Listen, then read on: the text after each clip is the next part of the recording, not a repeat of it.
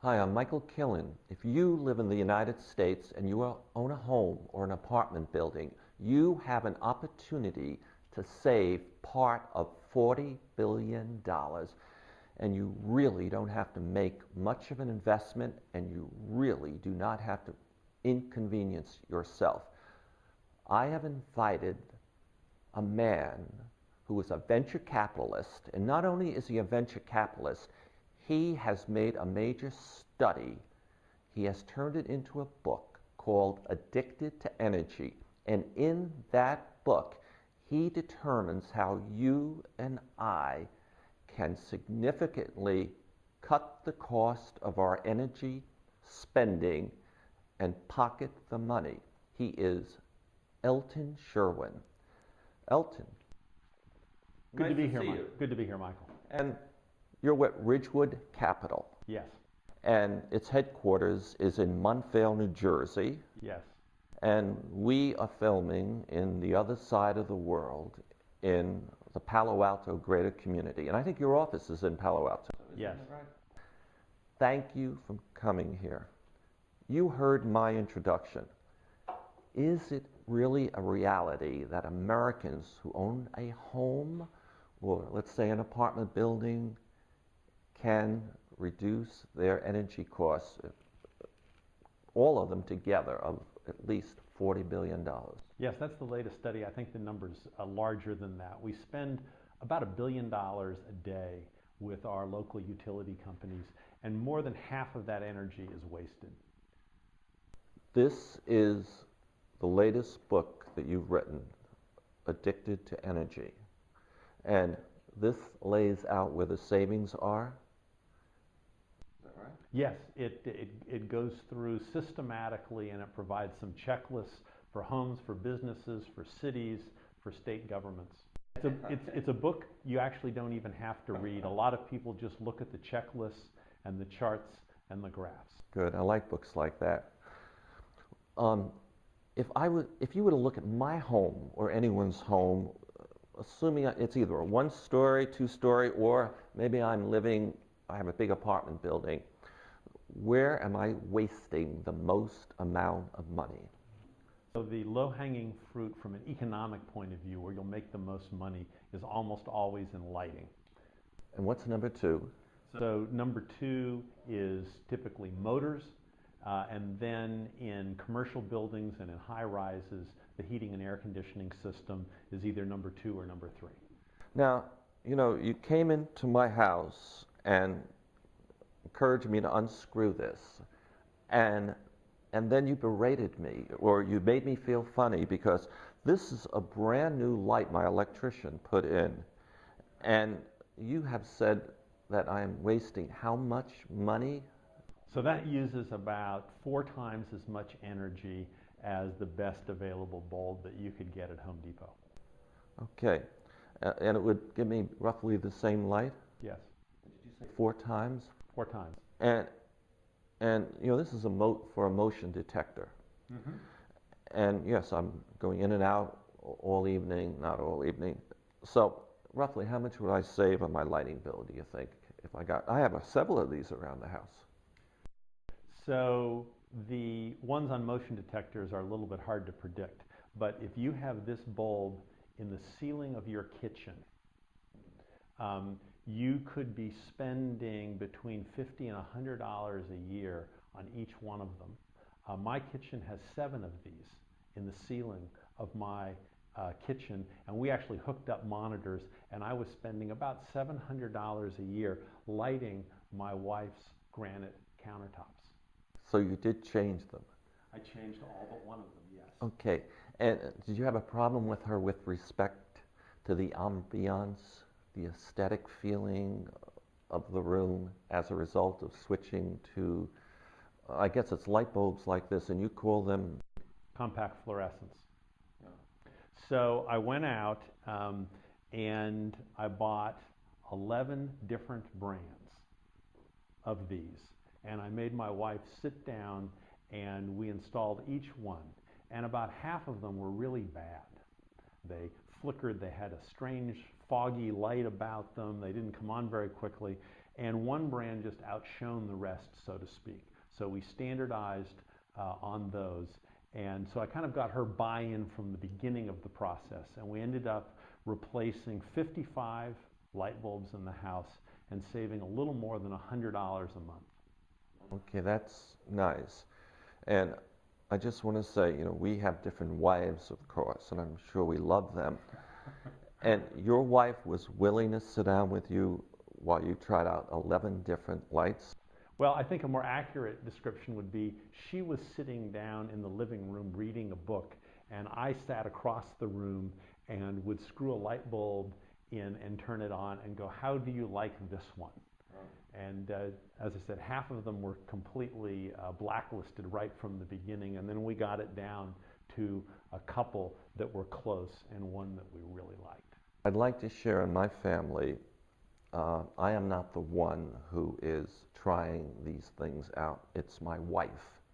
She is the one who takes the initiative and then might ask me what is the best way. Now, just in general, this is a 57-watt light, and this is, I'm not sure I can tell what this is, a 26. Does it really make sense for me to go through the whole house and find all of these and replace them with these compact fluorescent lights? So I replaced 55 of them. So there were a few obscure light bulbs that we never used, that we didn't bother with. But we replaced 55 of them, and we spent about $350 doing it. I'll probably be a little bit less today because prices have come down. And we saved over $100 a month. So that paid for itself in about 3.5, say 4 months. That's equivalent to investing $350 in a savings account that pays 300% interest. That's wonderful. Now, yes, I live in a single-story house, but what if I had an apartment building with maybe 40, 50, 100 families in it, and I'd have to go to all of those apartments and get the people to change the light bulbs. Is that correct? So if you pay the electric bill, yes, you are better off if you just buy the light bulbs and go door to door, or get the Boy Scouts to do it, or get a relative to do it and install those light bulbs, because they pay for themselves so quickly that it is worth you going and doing it yourself. So we're talking about cutting my electric bill by thousands of dollars. Yes. Per month. Yeah. Okay. You'll knock in a residential setting like that, you would knock 10% at least off of your electric bill by getting compact fluorescents into an apartment building. But I just want to mention that today, a gentleman you actually met from Japan, Satoru Ono, he was at an event with us, and we were chatting about lighting and efficiency and how they do things in Japan and how they do them in the United States. And we talked about sub-metering. And I said, I really don't know a single apartment owner that has sub-metering. And he goes, we do this all over Japan. You don't do this in America? Maybe you'd explain for us what sub-metering is, and then we'll talk about the benefits. Yeah, in Japan, in many places, they actually put the meter right next to the front door so you see it as you walk in and out. But sub-metering says that you get your own electric bill. Now, people who are homeowners are used to doing this, but it turns out that about 40 million households in America live in multifamily units of some sort, and many of them don't get their own electric bill. Many of them, maybe more than half, don't get their own water bill, and most of them don't get their own gas bill. And what happens in that environment is that a small number of individuals or families abuse the system and use enormous amounts of energy. They leave their air conditioners on when they go on vacation. They leave their heaters on when they're not at home. All kinds of things go on. When you give everyone their own meter, on average, energy consumption drops about 15 to 20%. But in some situations. Some apartment complexes and condo complexes have documented a 40% across the board reduction, where say a condo association used to pay for all the water and then they put separate water meters on each house. They've seen the water consumption in aggregate for the entire complex drop 40%. All right, going back to sub-metering. Yes. I own a gigantic apartment building. Yes. And are there manufacturers of devices, these sub-metering devices, that I can go to and have them install this system and put meters in every single apartment? Yes, so if you Google sub-metering and sub-metering companies, you'll not only find people who make the meters, but there are services out there for condo associations, apartment owners, for office building, where they'll come in and they will not only install the meters, but they will bill all of the tenants and do all of the associated work that needs to be done with it. So when everyone knows they're metered, they're being measured, and they're going to be charged for what they use, as you said, I think the consumption drops about 40%. It drops somewhere between 15 and 40%, depending on when the water, whether it's gas, whether it's electricity, where you are in the country. And it gives people the power to use what they want to use and to pay for what they want to use, and not to pay for somebody else's usage. Yeah.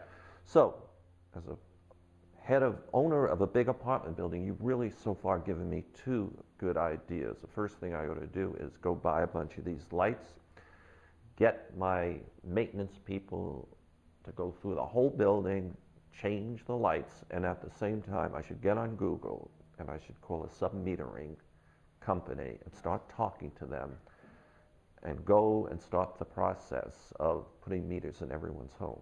And if you were on a city council or a public utilities commission, you ought to make it the law that there is no socialized electricity. There ought to be no buildings anywhere in your jurisdiction where one meter services multiple people and they have to average the bill out. Whenever you do that, when you're no longer holding people accountable, you get very strange things happening. Not only do certain people abuse it, but even people who are normally thrifty often just give up, because they go, it doesn't matter what I do, because Henry leaves his lights on all the time and Sally leaves his air conditioning, and even they then become sloppy in the things they're doing because they feel like they have no control.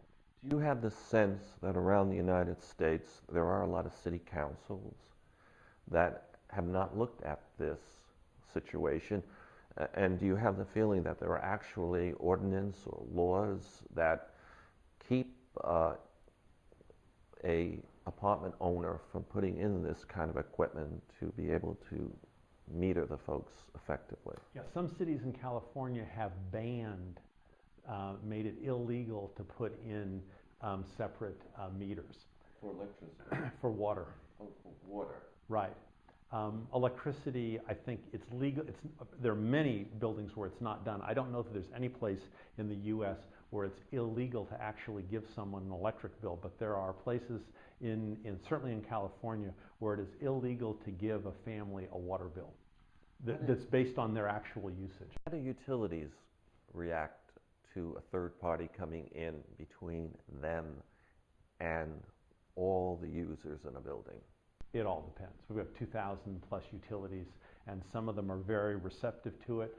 Some of them have programs, and some of them are very resistant to it. So it all depends on your zip code. So it depends upon how the PUC has agreed and works with the utilities, on how the utilities make profit, I guess. And one city council or one county that raises their hand and insists on doing this can make a huge difference.